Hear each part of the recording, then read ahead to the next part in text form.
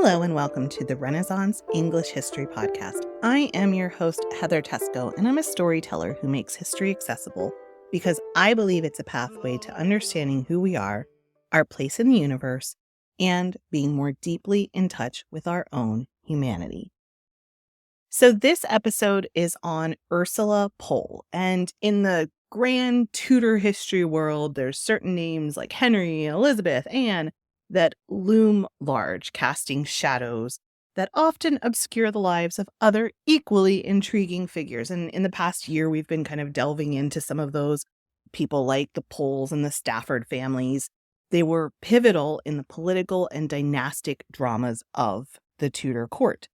And straddling the worlds of both of these influential families was a figure whose story offers a unique insight into the perilous journey of survival, allegiance, and ambition during this turbulent period, and that is Ursula Pole. Ursula's life embodied the transition from the Plantagenets to the Tudors. She had Plantagenet blood, yet she was deeply entwined in the dramas of the Tudor court.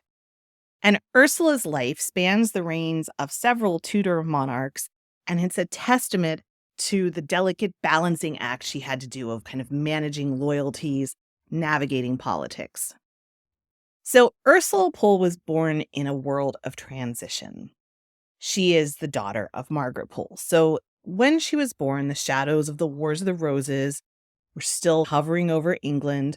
The fledgling Tudor dynasty, represented by Henry VII, was still making efforts to establish its legitimacy and suppress remnants of the old Plantagenet rivalries.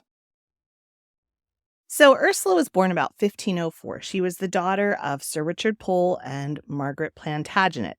Margaret Plantagenet was the daughter of George, Duke of Clarence, brother of Edward IV and Richard III.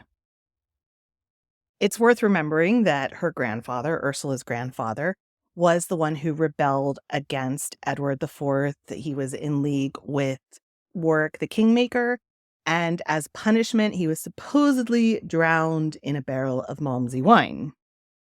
She was also a cousin of Henry VIII. Her grandmother, Edith St. John, was half-sister to his grandmother, Margaret Beaufort. So she had a lineage that was both her privilege and her potential peril.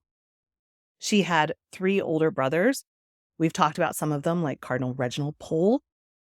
And of course, the Tudor dynasty began in blood and was filled with suspicion. And every Plantagenet, no matter how distant their claim to the throne, was tainted with that suspicion. Ursula's early years would have been tinged with the awareness of the suspicion on their family. Margaret Pole herself exhibited a particular brand of resilience, reinstated to her brother Edward's lands and titles after he was executed, which made her one of the wealthiest and most influential peeresses of her time. Growing up with her family, Ursula would have heard stories of her family's past. She would have been educated about their noble responsibilities, taught to respect their lineage, while also understanding the need to be loyal to the Tudors. Margaret Pole was also the governess to Princess Mary, who is the daughter, of course, of Catherine of Aragon, which provided the Poles proximity to power, but also, of course, would ensnare them in the ever-changing loyalties and allegiances at court. They would remain Catholic, which was their biggest problem, and would stay loyal to Catherine of Aragon. Because she was a member of the royal family, her marriage was debated a lot, of course. People talked about maybe the Duke of Milan as a possible match, but then Cardinal Wolsey himself actually suggested Henry Stafford, the Duke of Buckingham. Henry Stafford was the descendant of the House of Lancaster. He also had the taint of the Wars of the Roses still on him. His grandfather, the second Duke of Buckingham, had rebelled against Richard III and was then executed. But by Ursula's time, the Staffords had managed to regain some semblance of favor in the eyes of the Tudors. They were married in 1519, and Ursula was about 15 years old. The Poles and the Staffords were able to combine their wealth and their estates, and also their shared experiences as families striving to navigate and thrive under this nascent Tudor dynasty. They set up house in her father-in-law's household, and remained at the center of court life. When she was 4 months pregnant, Ursula actually even went to the Field of Cloth of Gold and was part of Henry VIII's entourage at that meeting with King Francis. Indications suggest that the relationship was marked by mutual respect and shared responsibilities. They actually had 14 children all told, and these children would later play various roles in the political and courtly dramas of the mid to late Tudor period, again further entwining the destinies of the Poles and the Staffords. Ursula's dowry was 3,000 marks, and it would be increased by 1,000 marks if the Countess of Salisbury was able to get back certain lands from the king, which she then did. She got lands in Somerset and Devon worth 700 marks, which she then passed on to the couple and their children. In return, the Duke of Buckingham was required to set aside lands worth £500 for Ursula's jointure, which was the part that went in to take care of the wife in case the husband died. And he also paid for the expenses of the wedding. In November of 1520, Ursula had her first child. She would have 7 sons and 7 daughters, which is evidence that the couple had a certain amount of domestic happiness. But Ursula and Henry had only been married for about 2 years when the first signs of Henry VIII's potential vindictiveness and mistrust of these families would come to a head. And that started with Henry Stafford's father, the 3rd Duke of Buckingham, being charged with treason and executed on Tower Hill in 1521. Supposedly, he was accused of wanting to kill the king, but his real crime was probably the fact that he was descended from Catherine Woodville, sister of Elizabeth, who, of course, was Henry VIII's grandmother. So it was his close ties with Henry VIII that were actually probably the thing that made him the most suspicious. Edward was posthumously attainted by an act of Parliament, and his titles and estates, including the Duke's castle at Thornbury, were seized by the crown. Of course, this would have been really hard for Ursula. She's seeing her father-in-law beheaded, and suddenly her family is tainted with treason. So they would have spent the 1520s probably moving from house to house. They were, losing lands, trying to regain what they had lost, probably relying on Margaret Pole quite a bit for help and support, and probably just trying to figure out how to manage. But then things really heated up for them in the 1530s, because, of course, this is when Henry VIII is leaving his wife, Catherine of Aragon. We've talked about all of this in the episodes on Margaret Pole. Margaret Pole was caught in this alliance to Catherine, having taken care of Mary and been her nurse and her guardian. And things were clearly changing. A religious revolution, a societal revolution was happening, and Ursula was caught right in the middle of all of that. From the safety of the continent, her brother Reginald became one of the most vocal critics of Henry's annulment from Catherine of Aragon. And again, we've talked about this in various episodes and YouTube videos and stuff like that he was writing these treatises against Henry VIII while he was safely on the continent. And it was his family who was having to deal with the ramifications of that back in England. Reginald Pole's defiance would have been insulting no matter who it was, but the fact that it came from within Henry's own family with someone who actually had a claim to the throne must have made it even more precarious, made it even more difficult for Henry to overlook that. And of course, he didn't. The Poles were painted with a broad brush of suspicion. And Ursula was having an even more difficult time. Here she was married to a family that was seen as suspicious. She had a brother who was now seen as suspicious. It was going to really challenge her mettle in the years that lay ahead. So by 1538, the noose was tightening around the Pole family.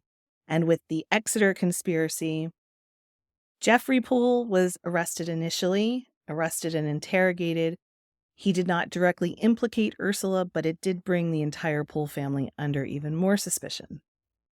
Then Margaret Pole was arrested, subjected to a mockery of a trial, and, of course, tragically executed. It was one of the most controversial executions of Henry's entire reign. Ursula herself was not spared. She also faced the terrifying prospect of imprisonment, interrogation, and even execution. While detailed records of her incarceration are scant, it's believed that she was able to carefully distance herself from any overt acts of dissent, and that, combined with her demonstrated loyalty to the crown, facilitated her release. Somehow, both her and her husband were able to escape from this mess and were released. Henry Stafford, her husband, was actually a justice of the peace for both Staffordshire and Shropshire in 1536. So during this period, he was actually working for the king. So he must have had a test of loyalty going on as well. One thing that's interesting about their household is that Henry Stafford, her husband, had one of the largest libraries in England. He had about 300 books in his library, mostly in Latin. And in 1548, he published an English translation of a 1534 tract by Edward Fox called The True Difference Between the Royal Power and the Ecclesiastical Power. Of course, then, under Mary I, Henry converted back to Catholicism and translated 2 texts by Erasmus against Luther, neither of which survives. So Ursula Pole and Henry Stafford were clearly very good at doing mental gymnastics to justify certain beliefs and loyalties and to navigate all of this stuff.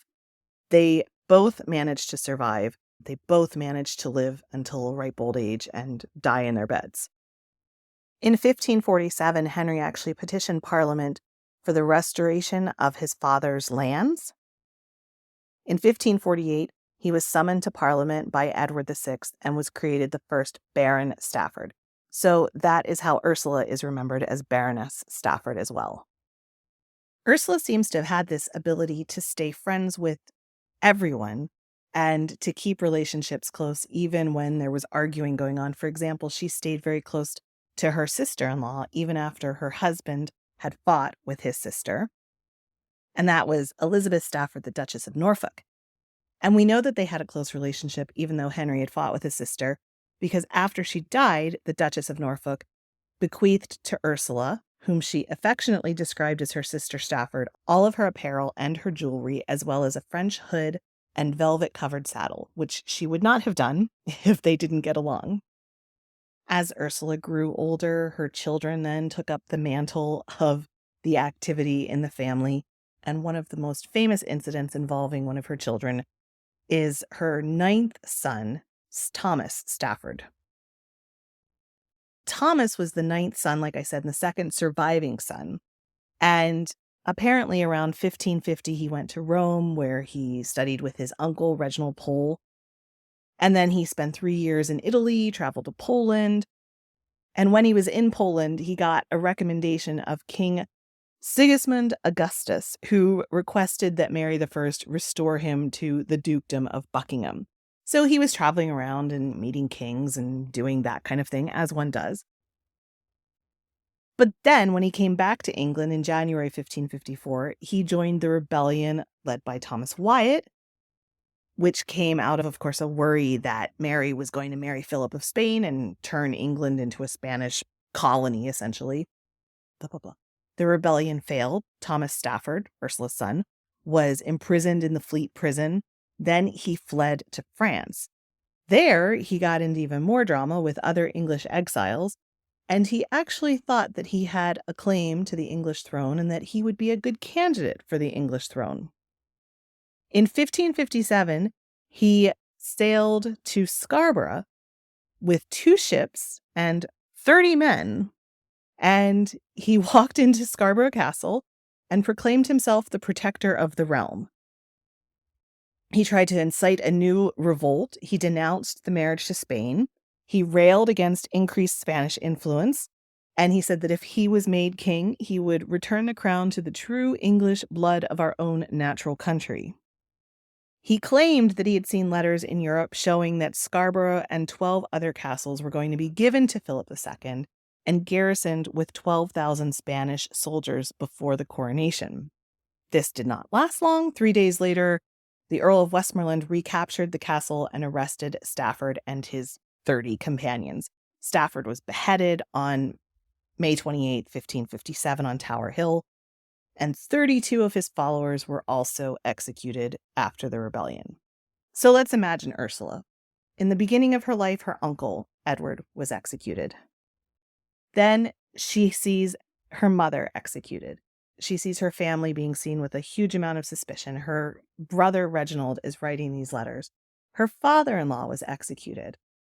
And then her son is executed. And then we have Elizabeth comes to the throne. The Protestants are back in power. It seems as if Henry and Ursula both tried to just live a quiet life. Henry was still commissioning translations. In 1559, he commissioned a translation and influenced the publication of Mirror for Magistrates. And Ursula was likely following suit, trying to live a quiet life. In 1563, Henry Stafford died. He managed to die of natural causes and avoid the fate of so many of the rest of his family. He was succeeded in his titles by his eldest surviving son, Henry Stafford, 2nd Baron Stafford, who then himself died only 3 years later. Ursula herself died in 1570. She was about 66 years old. At the time, her oldest daughter, Dorothy, was actually one of the most influential people at the court of Elizabeth I. She served Elizabeth as the mistress of the robes. Another little tidbit about this family is that Dorothy Stafford, Ursula's daughter, was the second wife of Sir William Stafford. Sir William Stafford was the widower of Mary Boleyn. So after Mary Boleyn died, Sir William Stafford married Dorothy Stafford. They had actually gone to Geneva as part of the Marian persecutions, and the Protestant reformer John Calvin was the godfather to her youngest son. So Ursula is this very interesting woman at the heart of all of these different pieces of Tudor history. She had the Plantagenet connection. She had this treason taint with her family. And then you have the issues going on with the faith.